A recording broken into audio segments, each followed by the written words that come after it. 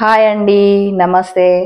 So నేను ఈరోజు పండు మిరపకాయల పచ్చడి చేసి చూపిద్దామని చెప్పి మొన్న మార్కెట్లో తీసుకొచ్చాను అనమాట.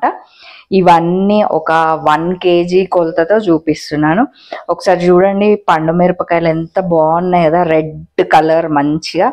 వీటిని ఫస్ట్ మనం ఏం చేయాలంటే కడుక్కోవాలన్నమాట. తొడిమెలు తీయక ముందే నీట్గా వాటర్లో వేసి కడిగి కాటన్ క్లాత్లో వేసి నీట్గా తుడుచుకొని ఇట్లా ఇట్లా ముక్కలుగా చేసుకొని కట్ చేసుకోవాలి. ఎందుకంటే వీటిని దంచాలి కాబట్టి దంచచ్చు, లేదా మిక్సీ కూడా చేసుకోవచ్చు. ఇవి 1 kg అనమాట. 1 kgకి సరిపడా నేను కొలతలతో మీకు చూపిస్తాను పండు మిరపకాయలు. నెక్స్ట్ వచ్చేసి చింతపండు అనమాట. మనకి ఒక 200 grams చింతపండు, 1/2 కిలో కూడా వేసుకోవచ్చు. కాకపోతే నేను మాత్రం 200 grams చింతపండు, కేజీ కొలతల్లాగా చెప్తున్నాను. నెక్స్ట్ వచ్చేసి మనకి సాల్ట్. ఎప్పుడైనా నిల్వ పచ్చళ్ళకి కేజీకి 1/2 kg వేస్తారనమాట సాల్ట్. ఇది వచ్చేసి మనకి 1/2 kg సాల్ట్. కాకపోతే కొంచెం ఒక 20-30 grams సాల్ట్ తక్కువ తినాలనుకున్న వాళ్ళు తక్కువ చేయొచ్చు.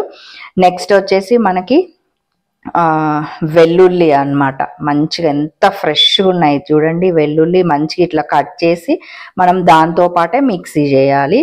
ఇవి ఒక 150 grams అట్లా ఉన్నాయి. నెక్స్ట్ వచ్చేసి ఆవ పొడి అన్నమాట. ఇది ఒక 2 spoons.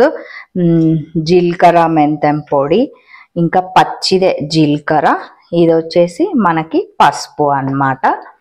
సో మీకు ఇవన్నీ నేను ఎట్లా మిక్సీ చేయాలి ఏంటి నెక్స్ట్ ఇప్పుడు మీకు చూపించబోతున్నాను, ఓకేనా.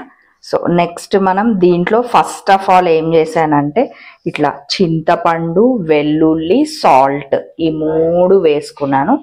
వేసుకొని మనం మిక్సీ పట్టుకుందాం. ఫస్ట్ వీటిని మిక్సీ పట్టిన తర్వాత నెక్స్ట్ ప్రాసెస్ చూపిస్తాను అన్నమాట.